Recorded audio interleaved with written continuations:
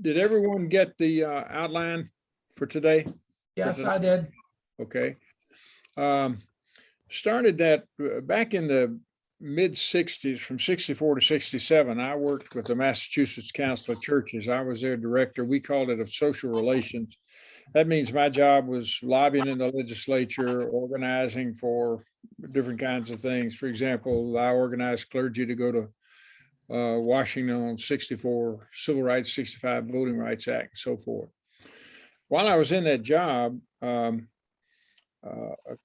three rather small guys burned their draft cards on the courthouse steps in South Boston. That at the time was a big Irish neighborhood, a lot of patriotism there.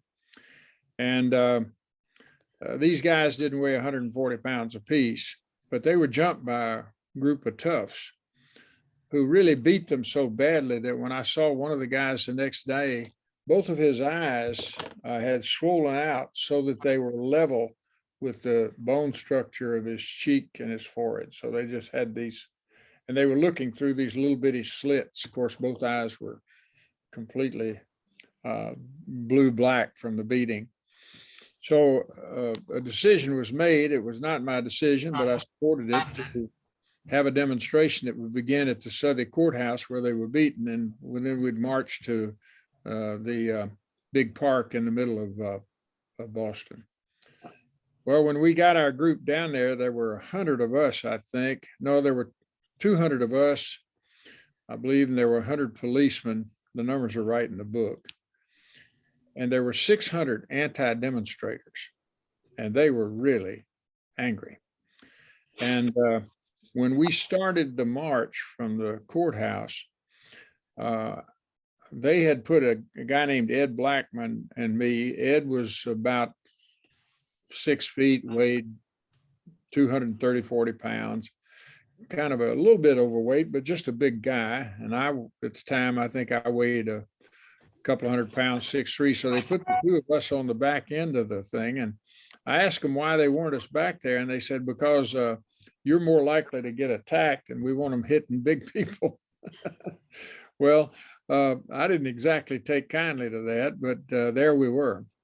And actually, when the march started, these Irish guys knew their stuff. I don't know if you know much about street fighting, but a good street fighter will tell you not to try to hit somebody in the head because you so often miss. Better to hit them in the gut, and that'll stop them. And then you want to hit them in the head, you got more opportunity. Well, these guys, a number of these guys started running through our line up ahead of Ed and me, and hitting our people in the gut. And I mean, like, it's almost as soon as we started, they attacked. And quite frankly, I'd never been in a demonstration that turned violent, and I did not know what to do. That Ed Blackman, though, he'd been in the civil rights movement for years, and he had been well acquainted with demonstrations. And what Ed did was run right up into the middle of the line, and he started pointing at the guys who were attacking our demonstrators and yelling at the policeman, arrest him, I will press orders. Well, press charges. Well, as soon as he started doing that, of course, I started following. And I mean, that quelled that attack.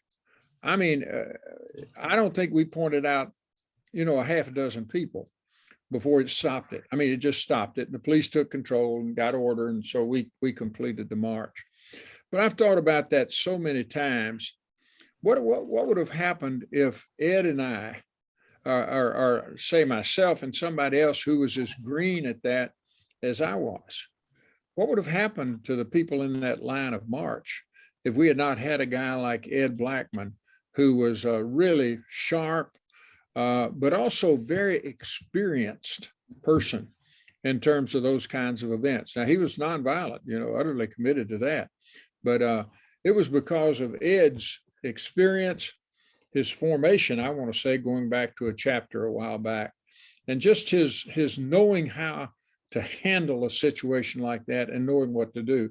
He saved us that day. He really did. So I want to talk about walking the walk in terms of some of these kinds of issues and questions around, knowing what to do. Walking the walk involves, I want to say, a craft. And it involves being trained in practices. It involves know-how and so on. We'll be talking about those momentarily. I love something that Rusty Reno, who's a theologian, said about Stan Hauerwas. Stan is a friend of mine. I think the world of him. But when he describes Hauerwas's theology, he says that Hauerwas's theology has the density of a brick. And what he means by that is that his theology is so formed by and works with practices. See, so it's not just a cerebral activity. It's not only thought. It is that learning how to put this kind of an understanding into practice, as Ed Blackman, committed to nonviolence, did so well that day. And there's another comment from the McIntyre reader. McIntyre is Alasdair, Alasdair, is one of the top philosophers in the country, I would say. I think most people would agree with that. He says an interesting thing at one point: the good, meaning, the good thing we're supposed to do, or the goods we're supposed to pursue. He says the good becomes abstract in social orders in which practices have become marginalized. In other words, if what we do is talk about things, but we don't practice them, then increasingly what the good is becomes abstract, and I want to say just downright unrelated and often just artificial, not important, not significant, not meaningful. I think about Jim Lawson. I don't know if you know that name. Jim is a United Methodist, lives in Nashville, I believe, still, and was early on involved in civil rights activity in the 60s, and was run out of the divinity school at Vanderbilt because of his civil rights activity. And then they gave him an honorary doctorate some years later. But probably one of the most informed, at least theologians, I would say, in this country in terms of nonviolence, the practices of nonviolence. Some of you remember at Trinity that we did a workshop on nonviolence back 3 years ago, maybe, not long after I came here.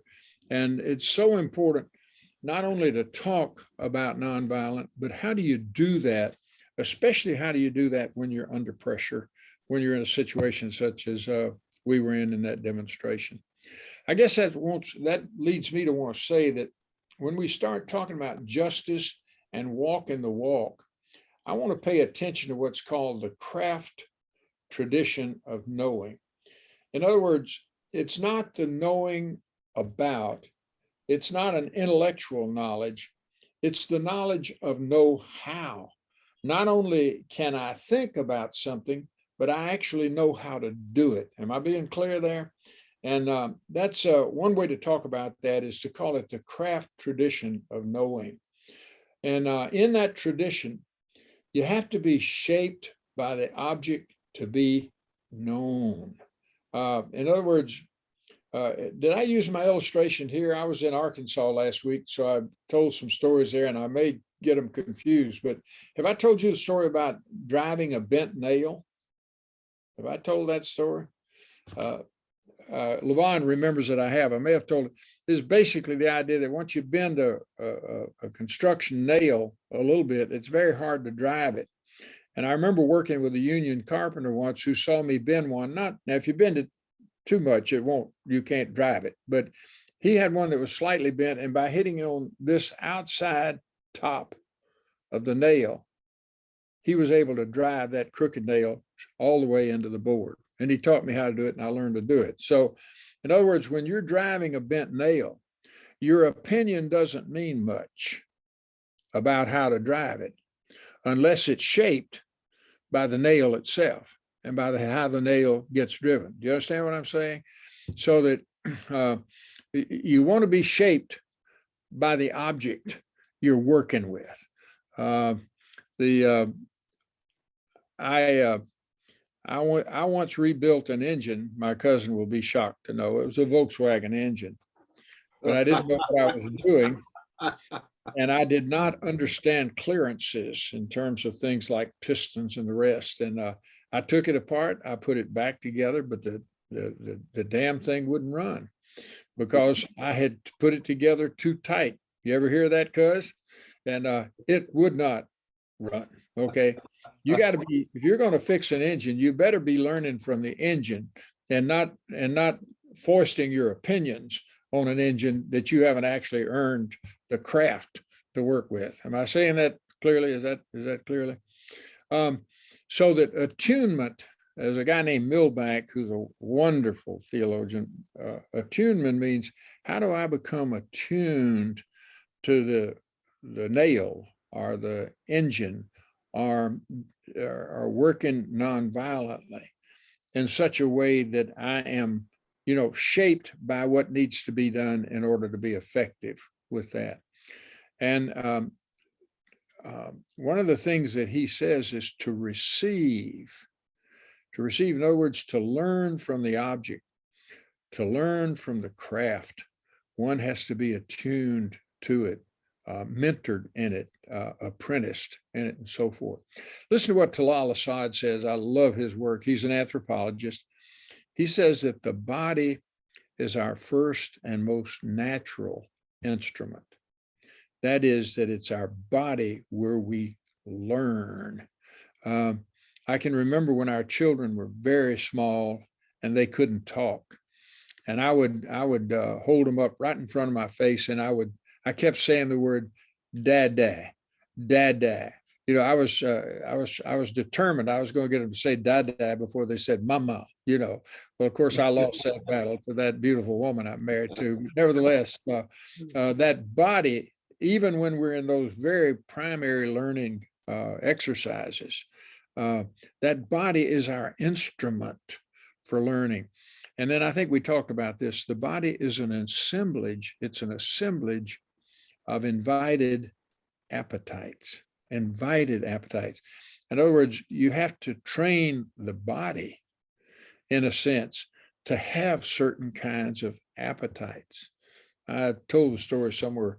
I never will forget the first book I read all the way through. I was in the 5th grade.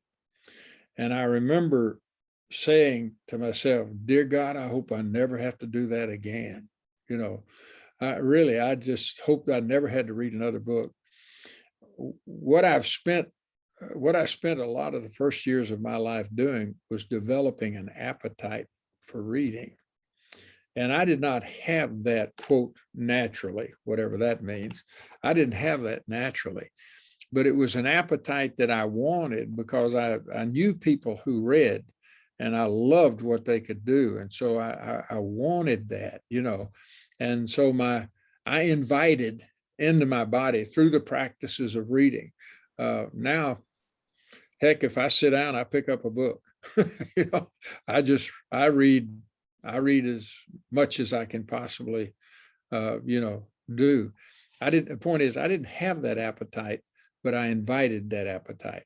And I want to say that justice is not really different from that. And the practices of justice are not different from that. Listen to what Marcel Mauss says, French philosopher. I think he's the nephew of Emile Durkheim. I believe that's right. He says this: at the bottom of our mystical states are body techniques. They are the necessary biological means of entering into communion with God. And Assad makes a similar point. And Mauss continues, the ability to enter into communion with God becomes a function of untaught bodies. Now, please, it's not necessary to say that we earn our way to God with these thoughts. Hear it another way. If you as a Christian believe, as I do, that God's grace is ever reaching out to us. I love Wesley's notion of prevenient grace, the grace that comes to us even before we know that it's there. But what he's saying is here that there's a way in which through the practice of prayer, biblical study, a host of other spiritual exercises that we really teach our bodies to be sensitive to and to receive the grace of God that's there. Does that make sense? Am I communicating that? So that our response to God's grace is a psychic factor like trust. That's what we often talk about. Faith is trust. But what we ignore is an embodied dynamic like posture and practice that in that sense can open us to the grace of God that's there. I love a story of Don Salyers. He's a professor of worship, teaches down at Emory University at Candler School of Theology. He wanted to find out more about people who were in their 80s. First time I heard this story, I was a lot younger. But they had been members of the church for as long as they could remember. And he wanted to find out what goes on with people, in their lives that makes them love the church and so forth. And you know what he kept running into, he reports? He would talk to these folks in their 80s and ask them, where did your faith, where'd your participation in the church came from? And any number of these people told him that they remembered going to church with their parents when they were infants or children, young children. And during the worship service, they would lay their heads on their parents' chests and sleep or try to sleep.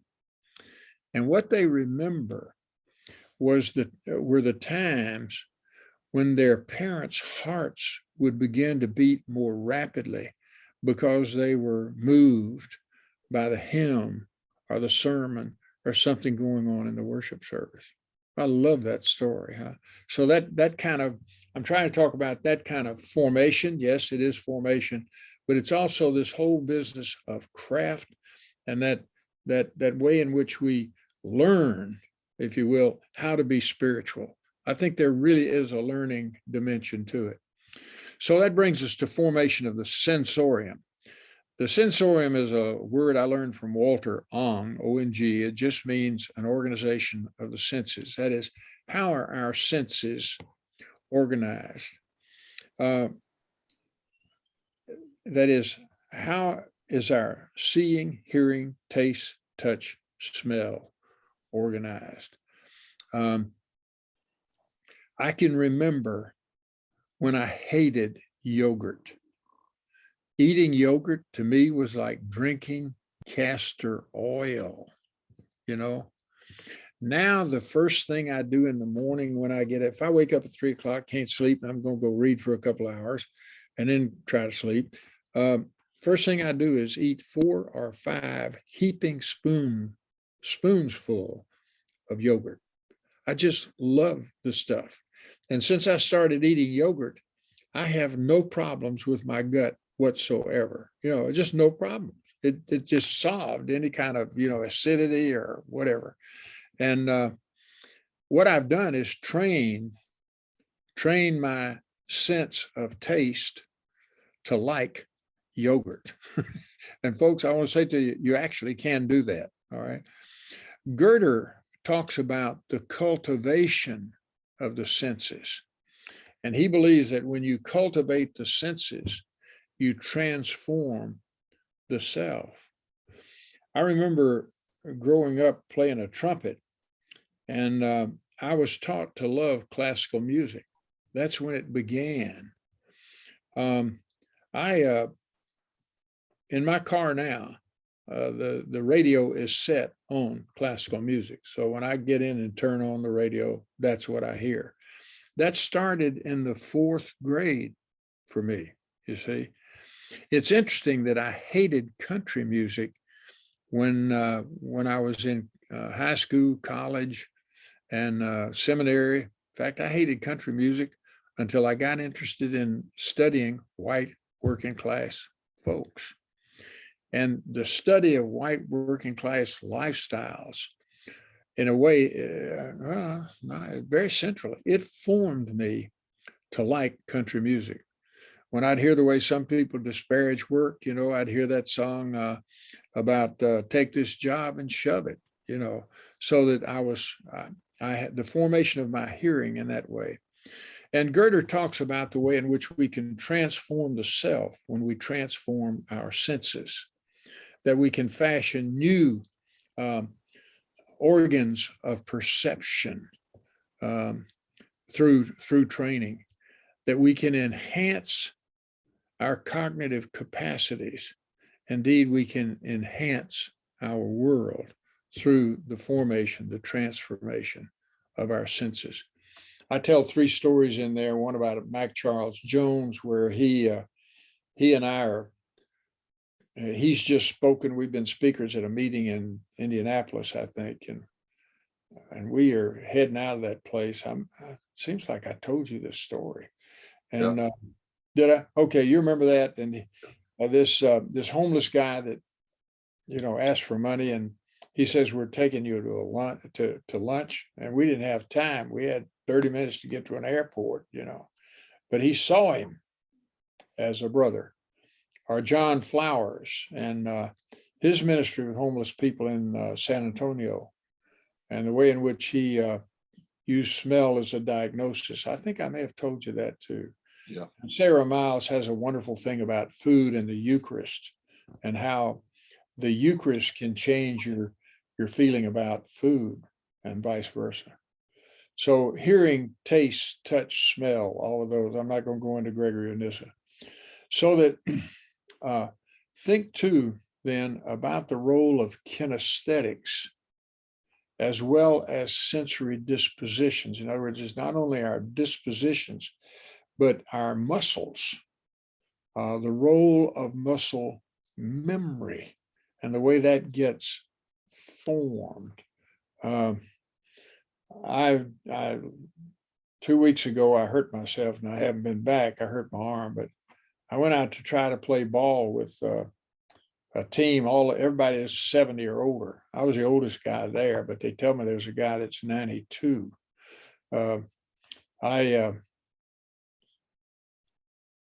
I couldn't throw it the way I wanted to, but I could still throw a ball.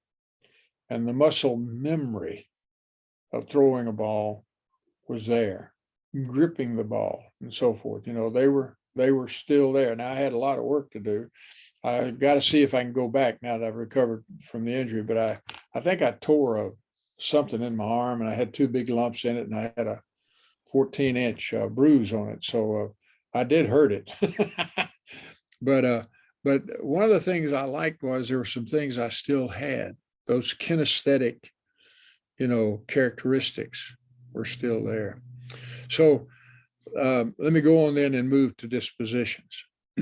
Dispositions, we talked about these before. And remember, they're kind of the characteristics, the way we are. Did we talk about John Lewis and the chickens? Have we talked about that? That doesn't ring a bell. Huh? I don't remember you talking about that. No. Good. I want Levon, do you have a copy of the outline? Let me tell you a quick story. Yes, I do. I want to tell the group a quick story, and then I'd like you to read the thing about John Lewis, okay? Sure. John Lewis, great civil rights leader, and in his autobiography, tells the story about his working with chickens and the way that they affected and formed his life. Would you read that, Levon? Sure. So this is starting under the Roman numeral 3 dispositions heading, right? Yeah, and it starts John Lewis and the chickens. Sure. John Lewis and the chickens. They seem so defenseless, so simple, so pure. There was a subtle grace and dignity in every movement they made, at least through my eyes. But no one else saw them that way. To my parents, brothers, and sisters, the chickens were just about the lowest form of life on the farm.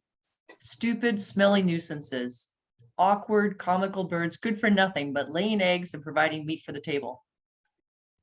Maybe it was their outcast status, the very fact that those chickens were so forsaken by everyone else, that drew me to them as well. I felt as if I had been trusted to care for God's chosen creatures. Lewis thinks that his concern and care for the chickens was the first indication of, quote, what would come to shape my character and eventually guide me into the heart of the civil rights movement. Qualities I certainly could not name at the time, such as patience, compassion, nonviolence, civil disobedience, and not a little bit of willful stubbornness. Yeah, I love that. And remember, this is the guy who was the most beaten person in the entire history of the civil rights movement. So that kind of formation, the development of those kinds of dispositions and the practices, even something like taking care of chickens and the way in which they form us. So let me move then a step. Thank you, Levon. Let's talk then a little bit about know-how versus knowing about. And you know what that means. You know people who may know about something, but they don't know how to do it, you know. That can certainly happen in justice ministry, in the work of justice. People who know all the ideas, but they've not done the work, okay? And that know-how requires practice. It requires apprenticeship. You need mentors. Ed Blackman mentored me that day, very much so. And then competence, the development of competence. I love the Meryl Streep appearance on the Ellen Show back in 2014. You know how, if you've ever seen that show, how Ellen will try to pick something difficult for somebody to do and then have a lot of fun with the way in which they fail to do it often. She had Meryl Streep on.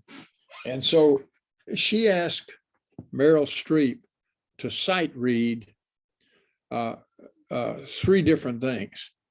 She asked her to read a recipe in a very sexual way. And of course, Meryl Streep knocked it out of the park, you know. Then she asked her to give directions to someone to a place as a woman in labor. She killed it. I mean, she was terrific, you know. Now, remember, she's doing this off the mat. She didn't know this was coming. She's just responding. And then she asked her to read Wikipedia selections as a rebellious and angry teenager talking to her mother, okay? And I mean, it was just beautiful to watch Meryl Streep pull that off in that kind of context. But see, that comes from know-how. That comes from being a superb actor. I've got a lot of these things. I won't do them all, but Laurence Olivier, you know, conditioning tongue muscles. And they asked him how he learned to do that. And he said, I repeated lines of dialogue to myself again and again until I conditioned my tongue muscles to a point of absolute obedience and so gained total freedom. That comes from Shannon Crago Snell, who's a wonderful young theologian. That means she's 50-ish, okay? And then there's Fritz Chrysler. You can read that. Someone said to him, I'd give my life to play the way you do. Chrysler said, I did. Let me tell the one about the waitress in Elk City, New Mexico, and then I won't tell the one about Mickey Mantle and Ted Williams. Peggy and I were driving to Phoenix, and I guess we were coming home from Phoenix and stopped in Elk City, New Mexico, I think it is. And got up early that morning, wanted to get on the road by 7:30. So we went into the restaurant early on. The restaurant of the motel had 12 tables. They were 3/4 full, and only one waitress had showed that morning. And she saw us walk in. She came over to our table and says, been doing this 42 years, waitressing, still love it. So I asked for decaf coffee. And she said, I just put a pot on. I noticed you coming in and figured you'd want it. She knew I was old and I'd want decaf coffee, you know. I wanted an egg, sausage toast, and a bowl of oatmeal. So she brought me a cup, not a bowl, a cup of oatmeal because the bowl was too big, she said. She said, you know, I figured you couldn't eat that much. So I just brought you a cup. If you want more, I'll be glad to fill up the cup for you. She was cordial. She had good cheer. What was interesting, I began to watch her because, you know, I'm interested in practices. She treated every customer differently, but she treated them warmly and with good cheer. And she was anticipating what people would want. And every time I heard her, she was correct. The woman just knew what she was doing. She was a master at being a waitress, you know. So those are all, if you will, forms of know-how, and certainly crucial in justice work. So let's talk then about justice as a host of skills that one has to learn and one has to develop, so that when we're talking about walking the walk, it is a form of training, a form of formation, indeed a form of transformation, if you will. Now, some of this language is fancy, and I got it in here because that's how I learned it, but it makes important points. A host of skills, I just want to lift up a few. Aesthesis. Aesthesis is an old Greek word. It means the capacity to size up a situation. So it's more than just visual perception. It's perception with all the senses. It's a kind of a feel. It's an impression you get that you can perceive that in your body. When Ed Kyle, I don't mean Ed Kyle, great guy, but I'm not him, but Ed Blackman. When Ed Blackman was in that demonstration that I started with that turned violent, what I've thought about 1,000 times is how quickly he sized up what was going on and took exactly the steps that he needed to take in order to stop the violence, cool that situation, and to get the police back in control. So that capacity to size up, you know, sometimes that's walking into a room and having the capacity to size up a room and know what you can say and what you can't, what you can do, what you can't do. That requires an awful lot of experience. I love the story about Reinhold Niebuhr and Paul Tillich. Both of them taught at Union Theological Seminary back in the previous century. And there was an election in New York City one night. And so Tillich knew that Reinhold, the Niebuhr, was going to be doing some stump speeches around the city to get out the vote for the next day. And so they went to the Irish community, and Tillich sat there just marveling at Niebuhr because it seemed like he was Irish.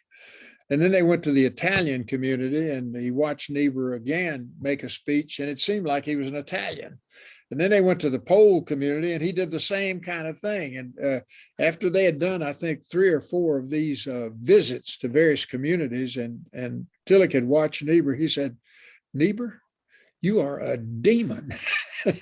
That was actually a compliment. What he meant was he had that kind of capacity to size up different ethnic settings and know what he could say and know how to say it.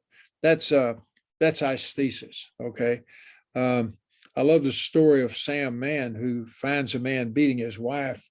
As a black man, as you may know, Sam is a white man. A black man is beating up his wife on the corner of 39th and Troost in the city.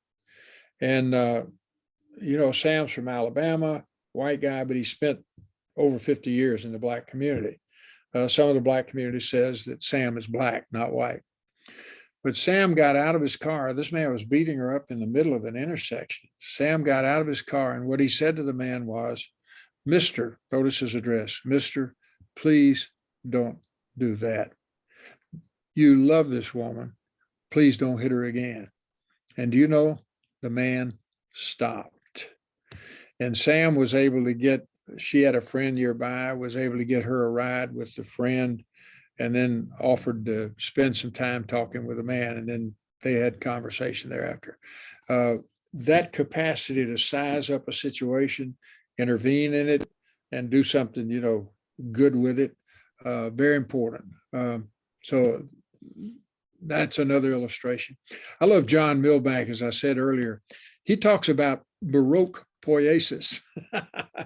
Poiesis is a word that basically means making something, you know. And baroque poiesis means you're making something where your motive, your will, and your plan are not prior to execution. In other words, you don't really know what you're doing. You don't know why you're doing it. You don't have a plan. You just start working in the situation and, in a sense, making it up as you go along. I mean, all of us have known of that kind of thing. So that's, I love the language of baroque poiesis. All right. Milbank says directions emerge with the shaping of the action or the product. And individual attention arises. Well, I just said that, yeah. So that destinations you don't know at the beginning. I doubt that Mann knew what in the world he was going to do after he asked that man, please stop. He didn't know what he's going to do next. He was making it up as he went along. But somebody who's shaped and formed as Sam is and working in that community, they've got that capacity to move, even where they don't know where it's going. They don't know what they're going to do. They don't even know how they're going to do it. You make it up as you go along. All right.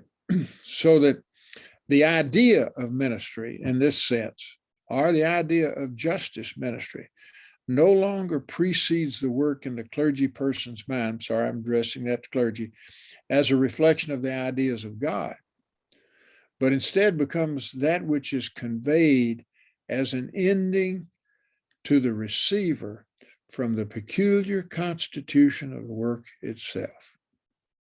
It's playing by ear, or I love the jazz notion of improvisation. Very important in justice. And then the zone. Let me say something about the zone.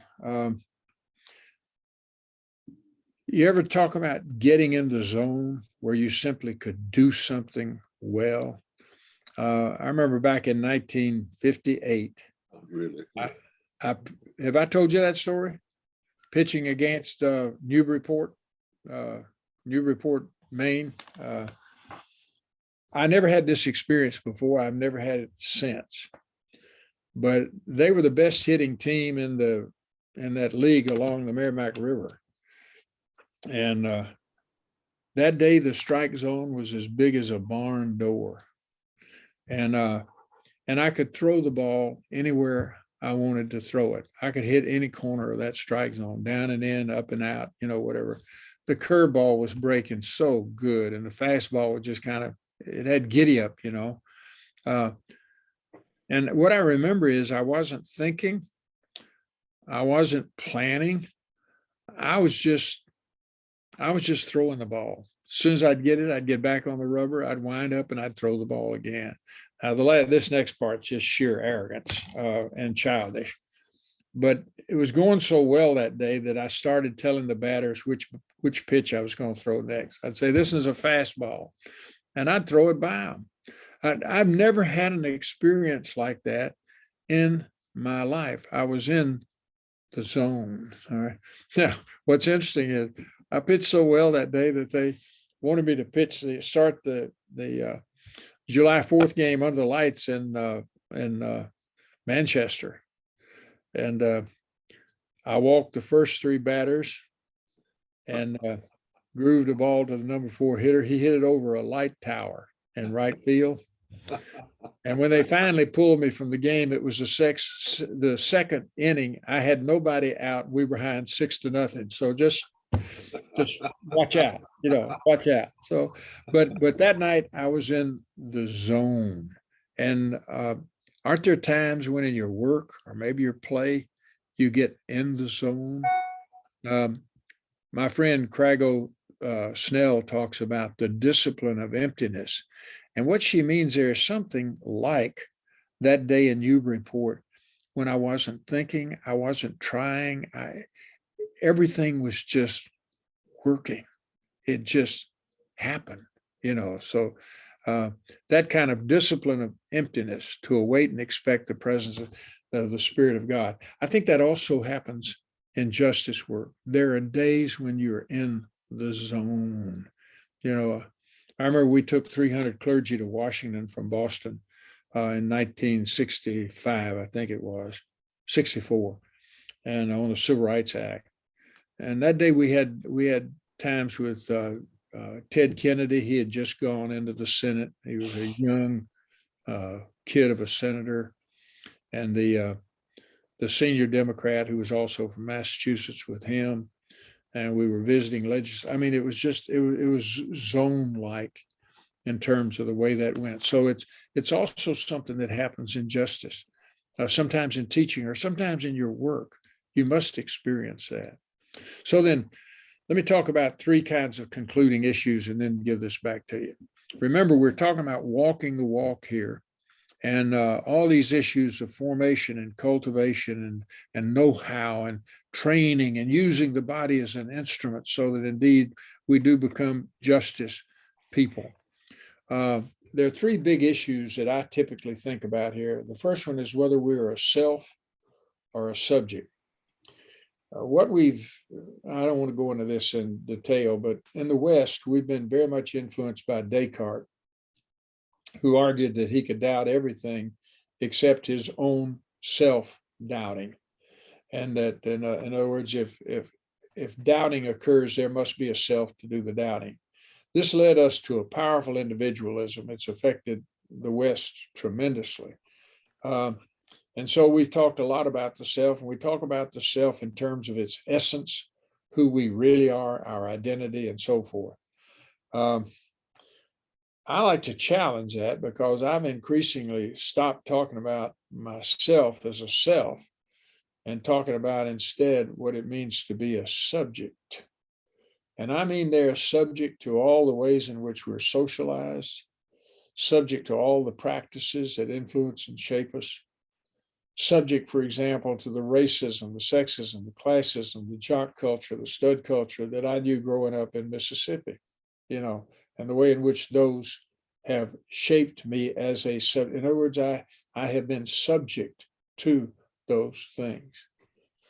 So that if you tend to think about the self in terms of its having an essence and a reality of say, an authentic right direction, then you will spend a lot of time focusing on self-discovery. You will spend a lot of time kind of oodling your noodles or focusing on your own subjectivity, thinking about your experiences and trying to assess and so on. You'll do a lot of introspection. Insight becomes very important. You do a lot of analysis of your own internal directions. So I had a friend in Massachusetts whose life basically turned into a therapeutic approach to things, constantly delving into his self in that sense. I've become increasingly convinced that we really are subjects. And what we need is not so much discovery. Well, we do need some discovery. We need to know which of the principalities and powers formed us and shaped us. Which powers hold us in captivity? So that, there is some role for that kind of analysis. But I would say that I've come to believe that it's not so much an essence in us that we need to discover as a calling we need to follow. And so I know that's different for each one of us. I'm not trying to argue we're all alike in any sense. Well, in some sense, I would say we're alike. We speak English, for example. But there is a uniqueness about each of us. I love Aaron Fox's book called Real Country. It's a study of a honky-tonk in Lockhart, Texas. And he says each of us does have deep grooves of experience. Think about the deep grooves of your own experience. And some of you, I dare say, are some of you captured by, say, a low self-image? Or some of you, maybe not now, but maybe earlier in your life. Are you sometimes captured by an image of yourself that says you can't do certain things, when in fact, you may have all kinds of reasons for believing that you actually could do those things, but your experience in that sense has held you captive and unable. That's what Foucault, and people at Trinity have heard me say this a lot. This is what Foucault is trying to get at when he says you need to refuse the self. He means by that, refuse that self that is held in captivity and seek instead, a different self. And I would say that's very important in justice work. And also, let's talk about just people who are being treated unjustly, people who are oppressed, people who are marginalized, people who feel such alienation from the rest of the society or other people and so forth, those kinds of captivities, to refuse that. The way in which we can be so formed to accept oppression, you know. I think anybody who knows me knows I love my mother. My mother worked for the minimum wage for 20 years in a factory where she was doing quality control. I begged her for years to organize that shop. I even offered to help her do it. My mother never could do that. She said, "I don't want to make my bosses mad." So you hear that kind of thing. So how do we become agents? How do we take on the captivities that bind us? So I'm suggesting the subject is a highly complex, constituted entity that emerges in the discourses, the talk we do. Talking the talk, I tried to make that point last week. Talking the talk is so important. The practices in which we engage, the forms of life in which we participate in a given time and place, you know. So I want to counter an overemphasis on subjectivity and self-discovery by talking about what new practices form us, particularly practices of a justice kind, as an example. And what do those look like in our time and place? So that's one of the issues. And I'm almost done. I'm sorry, this is taking way too long. Freedom is capaciousness. Please, I'm not talking about Roe v. Wade right now. I happen to support Roe v. Wade, so don't go there. But we often think about freedom as choice. Well, I know that freedom requires choice, but I want to talk about freedom as capaciousness, as capacity. Gene Lowry's freedom with a piano, the way he can play a jazz piece, it's just extraordinary. It really is. He has freedom with a piano. Me, I can play Twinkle, Twinkle, Little Star if I practiced for a half an hour. You know, I don't have any freedom.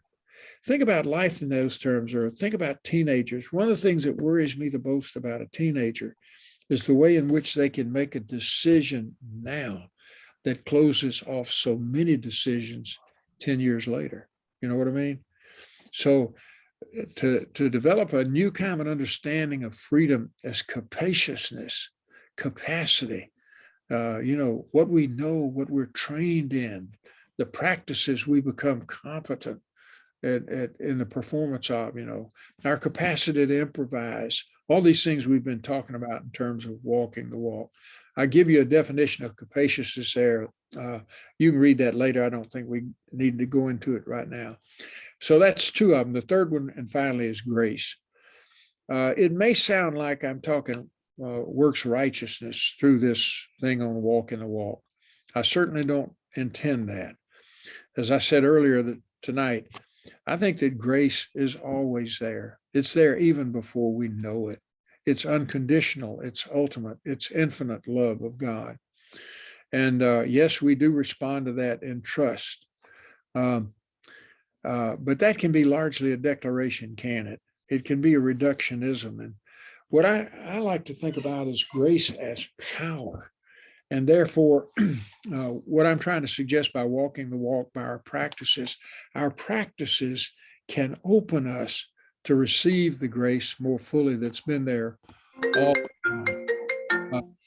There's a great quote there from Norman MacLean. I won't use that now because I want to get you into this conversation. But I love Ken Carter. Ken is a bishop in the United Methodist Church, and I still love him. Okay. I'm joking there. But he's a wonderful man. And he says this. He says, rather than grace being a packaged gift dispensed by God, grace is God's presence and power to create, heal, forgive, reconcile, and transform persons, communities, nations, and the entire cosmos. Where God is present, there is grace. God's power to renew and transform. And I love the notion, John Wesley, I've already talked about prevenient grace, but Kevin Legree told me, and he can't find the source, I think it's an early church father, but he describes life this way. When we live life, we're on this great ocean. And God's grace is like the wind blowing across the surface of the sea. And then what we do is in response to God, we raise a sail into the power of God's grace. And God's grace is like that wind, that energy, that power that sweeps us, So to think about grace in relationship to practices, the practice of raising a sail, the practices of prayer and worship, you bet, the practices of being formed in justice work, the practices of doing justice and loving mercy and walking humbly with God, as Micah says. So that's the basic pitch. What kind of comments do you have?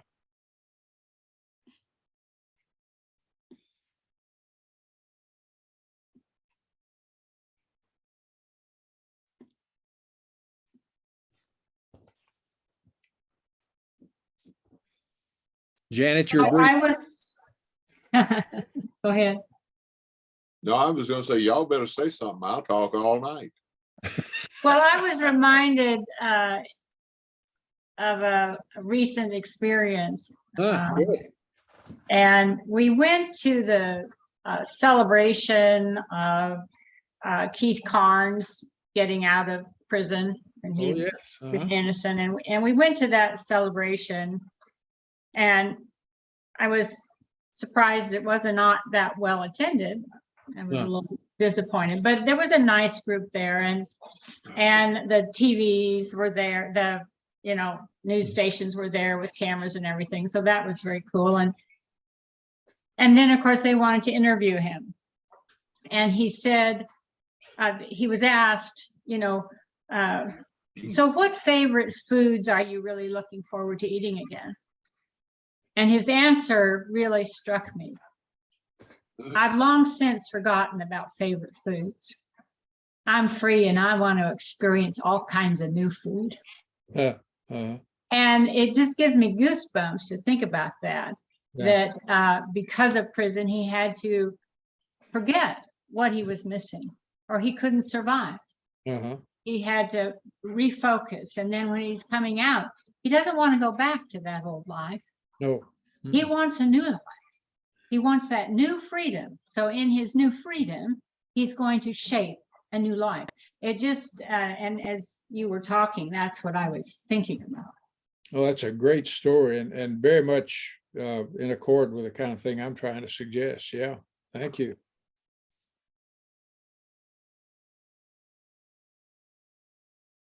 Janet, you look like you were breathing to say something.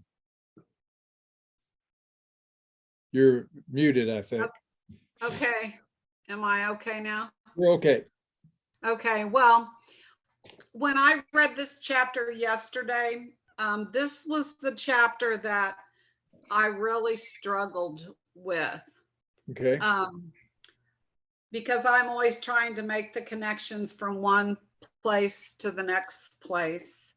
And so I appreciate some of the things that you said this evening to help me with that. But I really think I'm going to have to go back and reread the chapter. Well, share with us your difficulties. See what, it could be my problem, not yours. No, I don't think it's your problem. I struggled with going from chapter 3 and connecting chapter 4 with what I'd already read. But I really think that's just me. Typically when I've read the chapters, I've taken notes, and this time I didn't take notes, but I had a lot of time, so it wasn't like I was rushing. But this was a chapter that I just struggled with. So like I said, I'm going to go back and read it again. Yeah. It's all right to disagree. What was it? Can you say anything about the nature of the struggle? No. And where y'all have trouble. I'm a little greedy that way. Oh, well, no, I just wasn't making the connections. Huh. But I think you've helped me do some of that. Okay. Maybe I wasn't making them, but yeah, well, I'm sure you were. You wrote the book, not me. But I mean, I just have to go back. I'm going back and rereading the chapter again now after I've heard you speak. So I think that will help me. And then I'll let you know next week. Well, But in support of what you're saying, there were a lot of big words and a lot of authors I never did hear of. So Yeah. it was kind of fun to get them squished down to a tiny little piece, makes it edible. But at the same time, I do have some educational background that makes this familiar territory, even though I'm pretty ignorant. If this is all foreign, it's just like, drinking out of a fire hose. Well, That's a good analogy. Drinking out of a fire hose. I like that. that says something to me about how I write. I got to get better at that, so that. Oh, I wouldn't worry yourself over that, No. that piece of the issue. I do appreciate the fact that you have stated your position with regard to self or subject in such a clear manner that you can do all the navel gazing you want for as long as you want, but until you actually go out and try to do something, you're really just being self-oriented rather than trying to find a solution. Now, why in the world can't I write that plain and clear? It came across that way to me. No, your stories are brilliant, and they elucidate, the kind of the philosophical pieces and the big vocabulary. Yeah. So I hang my hat on the stories. Actually, I hang my development of ideas on stories too, as you know. And that's what made me think of Keith Carnes. Yeah, that's a great story. Yeah, I'll probably use it and give you credit. Okay. Hey. well, I love your stories too, Sample. I mean, I live for the stories. Yeah. That's my favorite part. So. Yeah. Well, For the record, this self and subject thing, I don't know if Cuz remembers it, but I wrote him something about that in an email about 6 weeks ago. yeah, I do remember. Yeah. And he said to me very politely, "Cuz I don't think I agree with you on that." And this section helped me break through that a little bit, Cuz. Okay. And I'm going to come back to you on it because I'll use the pejorative term. I think there's great merit in nasal gazing, but not if you stop there. How do you use it? How do you discover something about yourself, including a captivity? Yeah. Oh, wow, I'm captive here. Yeah. And I don't want to be captive here. Yeah. How do I break out of that captivity? And breaking out, where do I want to go with it? Yeah. And that's very appropriate introspection. Yeah, very appropriate. Yeah. Yeah. And so this helped me, but that's the heavy lifting in this particular chapter for me. I'm going to get back to you on it. We'll wrestle with it. Please, I'd like to. Yeah. Oh, let me tell you a positive. I think this is a right use of the captive. Tex knows that my mother was a devout Christian. And I tell the joke that she probably had brain damage because every time they swung the church door open, she was standing there and it hit her in the head. and right beside her was little Bobby Day holding her hand. Yeah. I am imprinted. The church is imprinted on me. I cannot leave it. Yeah. I left it 30 years, and yet I've been back 25. Yeah. I could not, and I didn't want to break out of that captivity. What Yeah. I'm trying to discover is what is my place within that very positive captivity of God. Yeah. Mm-hmm. Bob is the person that got me going to church. So called me up one day and said, Muscles, that was his name for me because I didn't have any. Said, Muscles, you ought to go to church. And I said, I actually did. I know I should. And he said, well, I'll tell you what, Mama and I'll pick you up tomorrow morning and we'll go. So they did. And he walked me down the sidewalk beside First Methodist Church, walked me down into the children's department in the basement. We sat down in two steel chairs in a circle, and he put his arm around me and we just sat there through that. And then he took me upstairs to worship, and damn you, Sarton, I've never quit since. Pretty effective form of evangelism, I found. But, you know, Marty, you've been trying to get in, friend. Well, I wanted to agree with Janet right from the start. This chapter to me felt more esoteric. I was so sorry I couldn't be here last week because I loved the one about language, but then I'm all over language. So that's kind of a memory, muscle memory for me. I really enjoyed, again, the stories, and you helped me grasp a little more of this as I just felt it was, I was looking for, you talk about how you got to know how to do it. So I'm looking, and so am I going to get some instruction here? How am I going to acquire those skills in social justice? I'm 81, so I'm coming to that party a little late, but I can still learn. And like you, if I'm not reading 2 or 3 books at the same time, I'm asleep. But I also enjoyed the Mickey Mantle, Ted Williams story about overthinking and how that can ruin your game. So I really enjoyed the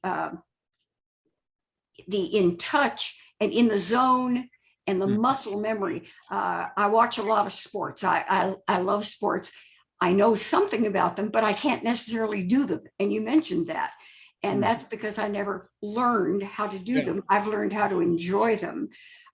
So it's kind of time to get off the audience role and onto the stage. So that was very clear in this. So thanks. I'm really enjoying the book, and I sure appreciate you guys letting me sit in on these.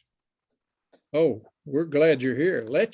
We're delighted. We want to welcome you. Yeah. I will do more about justice ministry. For example, the organizing chapter. I'll do something with self-interest and power in the next chapter.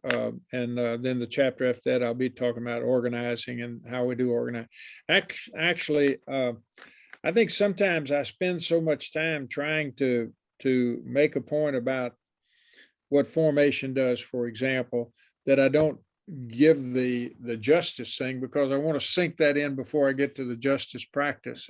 As I reflect back on this book, that may be what I did too much of. I mean, I got 1,000 stories. That's not my problem, just justice stuff too. But that helps me. Yeah. Other comments or questions?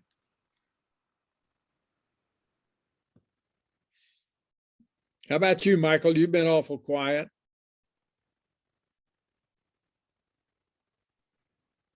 Well, I will confess that there once or twice when you asked whether we'd heard this story, I wasn't real sure whether I heard it in the last month or I heard it 10, 12 years ago. 12 years ago. Some of them are that old. When you and I were young. But the stories are, no offense, but they're ancient. Yeah. But they're still true. And you do such a fabulous job of being real that I will remember you as long as I can remember anything. Well, thank you, Michael. You're very, very welcome. Take care of yourself and that lovely, lovely wife. I one of these days, we're going to get down there, and I want to tell her how much I learned from watching you and her dance Oh, on the floor. we do like to dance. Oh, you just love each other. Yeah, And, that's true. but All right. I learned so much. Well, thank you. That's enough of that stuff, though. Let's go to John Hur and see if he can't pick a fight of some kind. Hey, Well, John. I just, your comments on showing up, we have a member of our church, Dan Sagamosa. And he would get people, and he did what you said, sign up for the meeting. Yeah. If Dan asked me, I showed up. But I felt sometimes awkward because I had, things were going on that I just didn't deal with. I went one time, I don't think Dan had anything to do with this, but I went to the Capitol for a teacher's gathering where they were complaining about the lack of resources and their salaries and all. And I don't remember who told me to go down or anything. And the only person I knew there was my next door neighbor. I knew he was a teacher at the high school. And I didn't know he was going down, or I would have got a ride with him. But I just was awkward. There were people walking around handing out signs for people to hold, and all I did was stand there and look foolish, I thought. So you made it important. That was a good thing to show up for that. Oh, Well, Dan had a technique too. I remember we had some people running for office come to our church. yeah. And we set chairs up in the fellowship hall, and I got there earlier, and Dan was there, and I said, Dan, this is not enough chairs. I know more people are coming to this. He says, no, don't set up any more chairs. And when they got to where we had to set up chairs, we rallied. Myself knew where the chairs were, and we pulled them out and involved the people coming in too.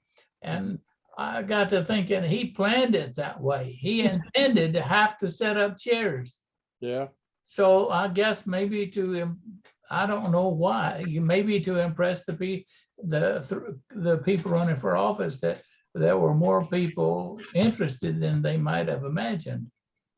Yeah, But, there is an old principle that you don't set up quite as many chairs as you think you're going to need, so that you have the impressionistic impact of having to pull out more chairs, and that has an influence on if you're inviting in, for example, a legislator or a city council person. Yeah, there's something to that. Well, we had to set up a lot because more people showed up, I think, than Dan expected to. Yeah, well, that's good. Two things there right quick. One of them is, I think that 90% of justice is showing up. You mean for those kind of things? Any kind of thing. Yeah. Around a justice issue, just showing up. And if you're trying to impress a legislator or a city council person, somebody like that, you got a good crowd. I'm so proud of Trinity. We had a call from Moore Square to turn out to really max our turnout 2 years ago. And our church, which at the time had 80 participants, we turned out 100 people. Wow. Moore Square event, we turned out 20 more people than we had members or participants. Now we've got 100 participants now, but that's important. The other thing you were saying too, not only turnout, but what was the other thing it skipped my mind now, John? You were talking about turnout and well, it'll come to me, but turnout, son of a gun. And I skipped those things. I don't know why I did, but While you're working on that, let me throw something in, cuz. Please. Think of the different imagery of an event where row after row of empty chairs is sitting. Oh, my. Think about the image that sends. Yeah. This organization is not effective. They're not This effective. topic is not effective. It's not important. Yeah. That's the last kind of image you want. Yeah. In contrast to, my God, we had to get more chairs. This Yeah. interest here. This is an important issue. The reverse psychology of that. Mhm. Another thing you might think about too is size of room. If you've got the option, you might start out with a room that you're pretty sure you're going to fill, but be prepared to change rooms if a good many people show up. So turnout is the other thing I was trying to think of. Getting turnout. Let me say something there that I've discovered. You can make 100 phone calls in 4 hours. I've done it any number of times. And I find that an email, it's good because that informs people and so forth. But if you really want to get somebody someplace, having somebody who knows them, call them on the phone is good. It really is an effective way to get turnout. There's one qualification of that. I'm told by some of the young adults that they find that they don't like phone calls, but they do appreciate texting. So texting rather than the phone call can be helpful. And, if you get to know people, just ask them, what do you prefer? Do you prefer that I, get in touch by text or by phone call?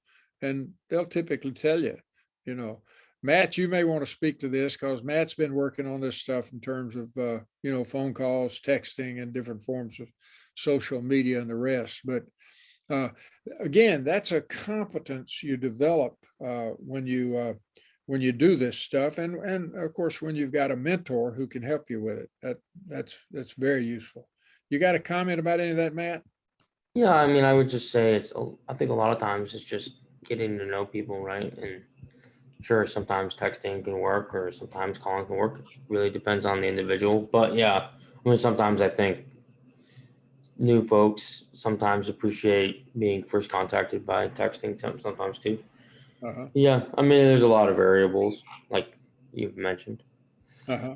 Yeah. But yeah, I would definitely say just the consistency I think is important, and the sense of like trying to create like that walk the walk kind of stuff, like Yeah. doing what you're saying kind of deal. I Yeah. think is important. Very important. Turnout. Another thing is scut work that I didn't speak to. And scut work, that's doing those little bitty things, those details that nobody likes to do. But I'll tell you what, you can train yourself to, I almost had a word I wanted, but you can train yourself to do scut work. There's a way in which you realize how really important it is. And I learned it from a woman named Lena DeChico in Boston. She was a social worker, just a wonderful person. Loved her to death. And she called it scut work. She says it's stuff nobody wants to do. Now, some of that you can delegate, but some of it you have to do yourself, and so learning to do it, get yourself a list, just and get on it. What I find hardest to do is to start. Like if I've got 100 phone calls to make, I find it a whole lot easier after I start than I do before. So I've kind of tried to train myself, and I pull tricks on myself to make myself start, because I know once I get going, I'll get it done. So like I'll put in my book, tomorrow at 3, you're going to make phone calls from 3 to 5. See, I can do them in 2-hour blocks. And when I start calling people, I actually enjoy it. I mean, I'm typically calling people I know. I get to call people like LeVon, I get to call people like Matt and so forth. And I ask them how they're doing. I tell them what I'm calling about. I tell them I love them and I'm rooting for them and all that stuff. I mean, what's not to like about that? So calling people can really be fun, and just getting started often is the biggest deal. Nancy, you're being pretty quiet. I know you spoke. Oh, Nancy, did you have a comment? Was it Janet then? I meant the other Janet. Go ahead. I was wondering what effect you think the pandemic has had on all of this social justice work, and is some of that going to change permanently how we do the work? Well, you know, my crystal ball is about as foggy as anybody else's. What I think we've got from it, let me start with a positive. I think that things like Zoom are wonderful.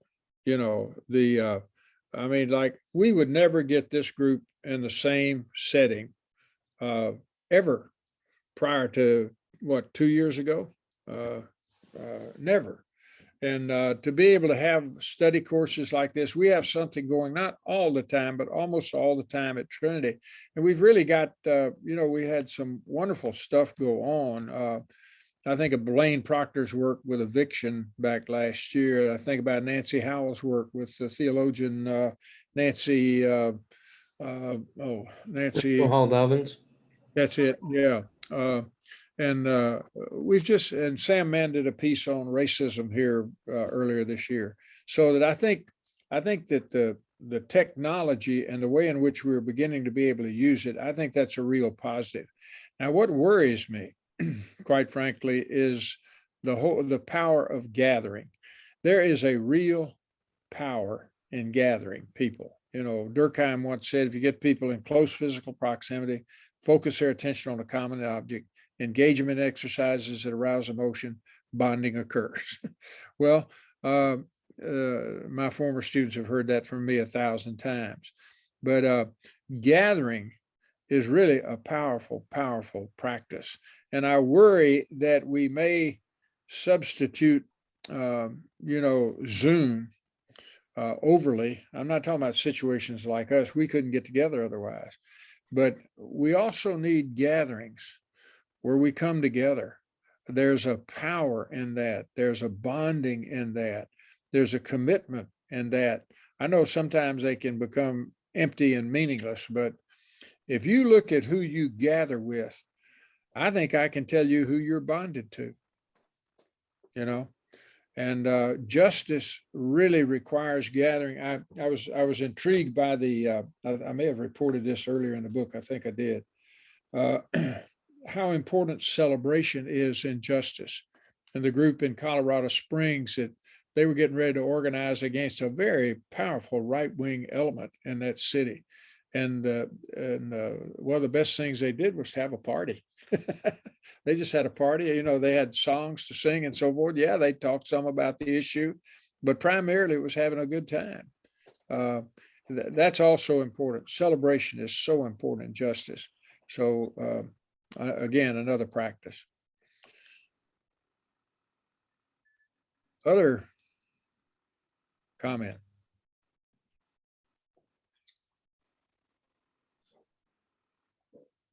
Tex, you were talking earlier about getting yourself motivated to make phone calls, and it reminded me of when I first met you. I had heard of you. I knew who you were, but we hadn't actually met, and we were doing some phone banking. I think it was for Jobs with Justice. I remember knowing who Clay Markison was, I think through Greg Houston, and, you know, like being in the same neighborhood as him, and coming down in a Trinity capacity. And I don't remember, it was voter ID. That's what it was.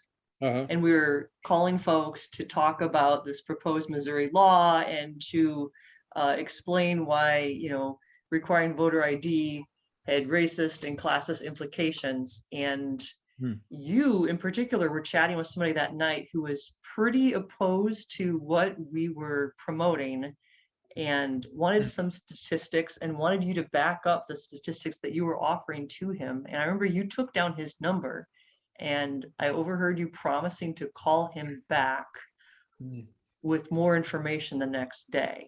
And I thought,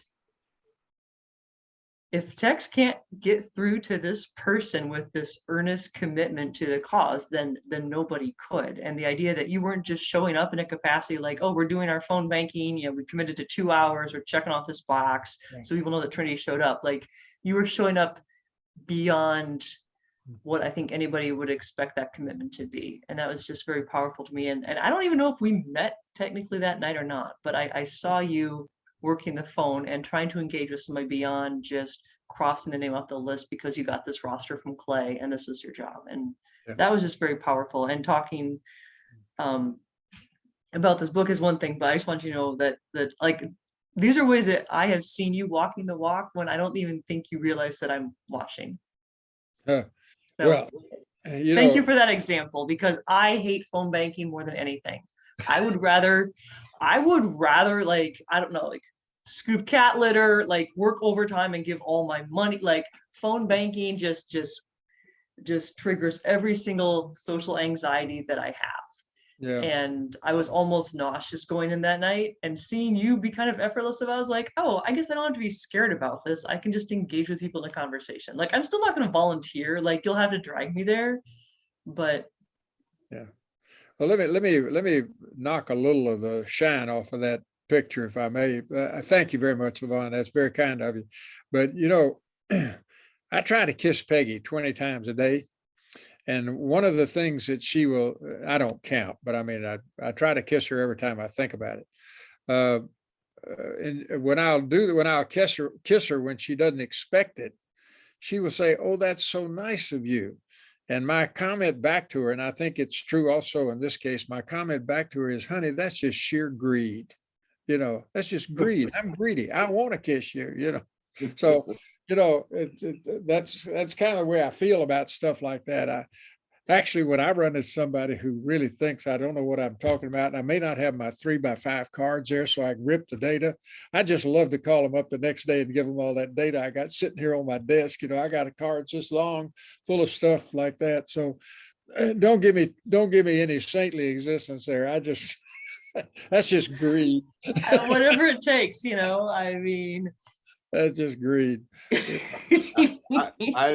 I understand and I support your idea about phone calls. Cuz has been trying to get me to do the phone call thing for about a year, and it just ain't me. Huh. And I know I'm wrong. I just can't move beyond it, because I'm sorry, I love you, but it ain't me. And I haven't found a way to form me to grow into that through practices, you know. So I'm sorry. Yeah, I'll leave it there. It may be something else that you could do more easily, and maybe just get it is. there. Yeah, It is. I mean, I'm working on that. I'm not saying everybody has to be a phone caller, you know, and don't misunderstand. When I started this phone call stuff, I'm with you, Levon. I just hated it, you know, and I said, look, you got to work on yourself. See,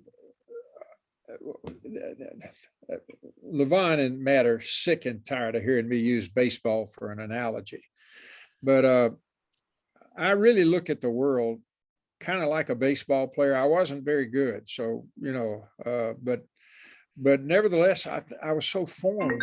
I played 45 years, and when I find something I can't do, and I may not get really good at it, but I've just discovered as a baseball player, when there's something I can't do, what I have to do is find some part of that I can begin to practice. And by doing it, I get better at it. I played with the all black team here in the city in fast pitch softball, and we were playing in the best league in the city. And the first 2 years, I think as a batter, I batted .220.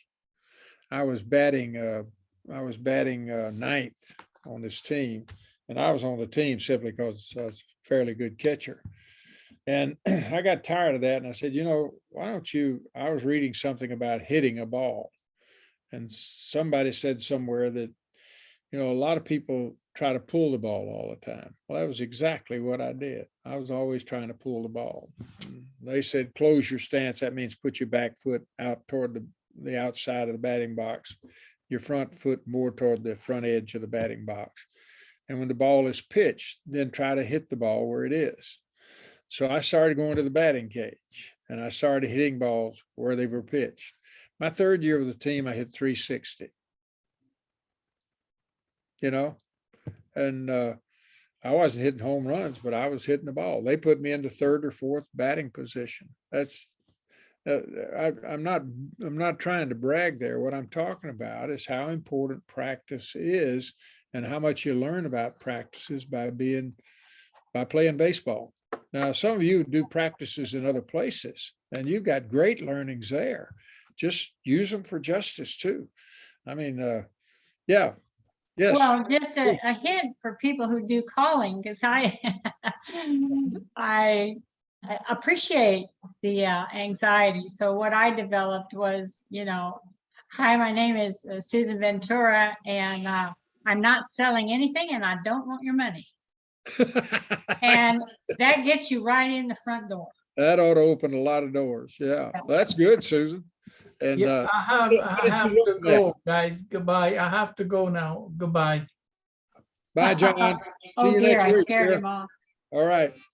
How did you learn that, Susan? Because I hated it so much. Hated it so I hated it so much, and I know I don't like all these random calls you get now all the yeah. time. Oh, yeah. I understand. And so I tried to think of something really personal and to get over kind of through their anxiety and my anxiety. Uh-huh. So that it's like, this is awful. I got to do something, So Yeah. that's how I got there. And that's it. Work on yourself. Just work on yourself. Think about, find something about it you like, And that makes them laugh, just like you all laugh. Yeah, yeah. And, the human body, I've been reading this guy, Merleau-Ponty, who's a wonderful philosopher, died in 1961 at a fairly early age. And his work on perception and his work on, the way we relate to the world is just stunning and striking, and I've just started reading him only in the last 2 months. Never have I've known about him, but I didn't read him. And I've just started reading him, and I read him between 3 and 5 in the morning because, I wake up, I can't go back to sleep. So I get up and I read 2 hours, and then I go back to sleep. And, but the way in which he enriches your experience of the world, just quickly, and then I won't belabor this, but he says, for example, that when you perceive something in the world, he believes that the world is alive and that what you're perceiving reciprocates in a way and discloses itself to you. Now, the easy part of that would be something I've known since I was growing up in Mississippi, that trees are really magnificent. And I've been always suspicious that trees talk to each other. I've always been suspicious of that. And I was reading something in the New York Times the other day that was making the case. Not only do they talk to each other, they have sex. God, now those are analogies, of course, of a sort, but nevertheless, that kind of intimate relationships, Well, boy, when you start seeing the world that way, then things pick up. Things just pick up. Abram is a guy who works with Merleau-Ponty, and he has this wonderful book called The Spell of the Sensuous. And he talks about how oral people who had not developed a literate language, which tends to make us more abstract and removes us from nature, he shows how more oral primal societies, Native Americans, Australian Aboriginals, and others, he shows how those folks engaged nature in such a way that nature engaged them. And it makes it more exciting to live in the world. And what I'm trying to suggest with our practices here around justice issues is when you begin to move into these things, they open up in such a way that it's not only you want to try to do them, but they are attracted to you. I'm not talking about people here only. I'm talking about the range of practices, the range of cultivation and interaction that you get engaged in. In other words, the world gets richer. That's what formation, that's what I was trying to say in those early pages in this chapter, where I was trying to talk about cultivation, the way Gerder sees it, that when you get involved in and I'm talking about practices that are really, that are good stuff, justice, love, mercy, freedom. When you get engaged in those practices, there are breakthrough points in there. There are ways in which those things give back to us. So there's a kind of a reciprocity in the world and with the world that we're surprised by, that we don't anticipate. I don't mean that there aren't times when it's just hard damn work. You hate to do it. It's scut. I know those times exist. I mean, I experience those, but there are also times when you get in this work, and it's reciprocity. It's giving back. It's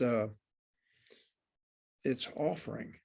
One thing about Merleau-Ponty and Abram too is the way in which the world manifests itself to you. In other words, there's a revelatory quality in working with people or working with issues, or Abram is working primarily on ecology, and he's just sharing the way in which we've lost our relationship with nature. But when we start attuning, remember I use that word, attuning ourselves to nature again, nature gives back. Nature gives back. Don't you remember times when you've been in the city and suddenly you get out somewhere? We were in the Ozarks, Peggy and I, last Monday and Tuesday. I was lecturing down there.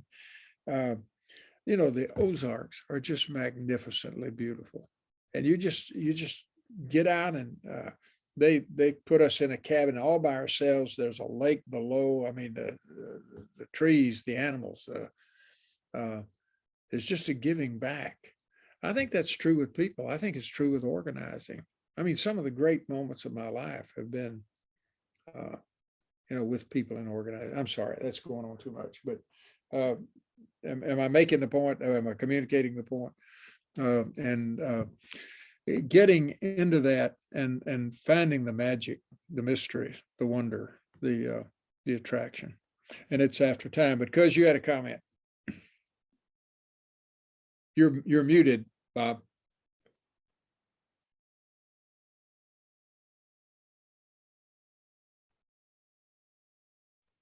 Unmute? That You're- do We can hear you now. Yeah. it? Okay. I want to respond to the idea that thank you for letting us in. That ain't what it's about. We're all God's children. Mm-hmm. Yeah. Everyone is welcome at the table. I'm out here on the left liberal coast, awful long way from Kansas City. Mm-hmm. I wish people all over the planet were here a part of this. Mm-hmm. Yeah. It's rich. It is rich. It's God's work. Yeah, I believe Thank that. Thank you. All right, it's after the hour. My apologies. I try to start on reasonably on time and end almost on time. But I look forward to seeing you next week. We're going to be talking power and interest. Those happen to be two of the things I enjoy most in the world. So of that kind. So I'll look forward to seeing you. Okay. Amen. Good night, all.